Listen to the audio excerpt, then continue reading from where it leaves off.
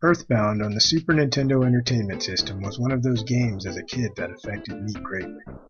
Upon reflection as an adult, now having the opportunity to replay the game on the Wii U Virtual Console, those old smiles, emotions, and memories of fun times welled up within once again in similar fashion.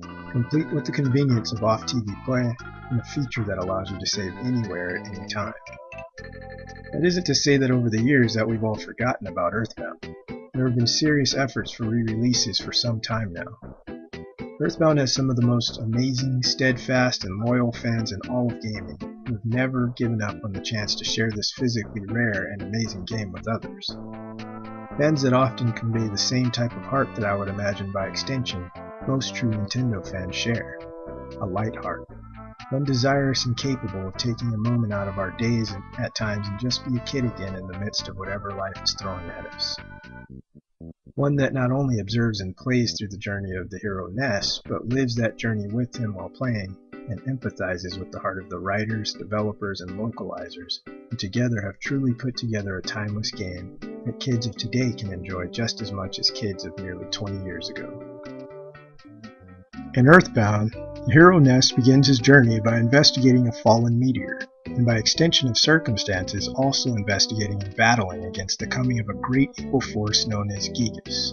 Still one of the creepiest video game bosses ever created, by the way. The most charming thing about Earthbound, though, isn't so much that somewhat generic story outline of meet hero, hero meets problem, hero gets help and gains friends, hero is triumphant, etc., etc. It is what you do within that story. The people you meet and help and befriend, the people who help you, the unique locations that you visit, the items that you gather. Oftentimes these things are vital to the quest overall, and your immersion with the game itself, you just don't know it until it's upon you. The stories within stories carry you through, and take you from point A to point B, with a smooth grace that you just don't see anymore. So many great things that RPGs have currently were first done or done well with Earthbound and its generation of games. Along the way you will meet Paula, the kind-hearted mage equivalent who hits the hardest with psi attacks. Jeff is the technology-based attacker who can fire explosive-based weapons that you buy, create on his own, or out of broken junk that you come across from time to time, and even create machines that drain HP and mana from enemies or lower their defenses. Prince Pooh is a mage and white mage mixture who brings a more focused balance between Ness and Paula, and helps keep your team from falling apart when one of them passes out during tough battles. Ness, of course, is a paladin of sorts, in that he's a physical attacker who can hit moderately hard with magic attacks, and is the core healing source of the group for much of the game. Battling is turn-based and about the most classic and simple way you can go in a video game. Simple animations represent your enemy.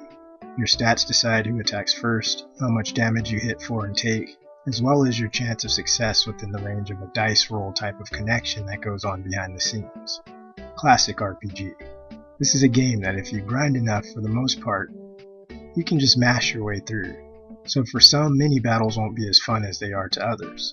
However, there are several enemies where you truly do have to take stock of what items, abilities, and psychic skills you have been given, and make full use of them if you want to move forward. The look of Earthbound by today's standards is of course dated, though it still looks great on the Wii U gamepad. In terms of what the Super Nintendo Entertainment System was capable of, in terms of the huge world that Earthbound takes place in terms of the classic idea of solid visual representation that the imagination then moves forward as one will, it's perfect. For the most part, we've lost that era to one where attempts at photorealism are most important when it comes to visuals. But in this game you will likely love the simple and more than adequate visual representations, along with the humorous, silly, and lighthearted movements, words, and sounds. On the subject of sound, the sound effects and music are so perfectly atmospheric and complementary to what the game is trying to get across to you that they will stay with you, probably forever. For example, the tune in Ness's home, I Believe in You, and the attitude of his mother who greets him always with full support is perfect. It's what you always want to come home to as a child. while as an adult out on your adventure of life, just like in the game, you call home when you're feeling down or homesick to hear her sweet voice and kind words of encouragement that still strengthen you in the same way. Earthbound is full of tracks that convey these types of messages and atmospheres, all through your empathic connection to Ness, his friends, and the writer and developers of this great game. Pray and thanks for Earthbound being released again after all this time. Pray for a Mother 3 localization so we can play that awesome game as well.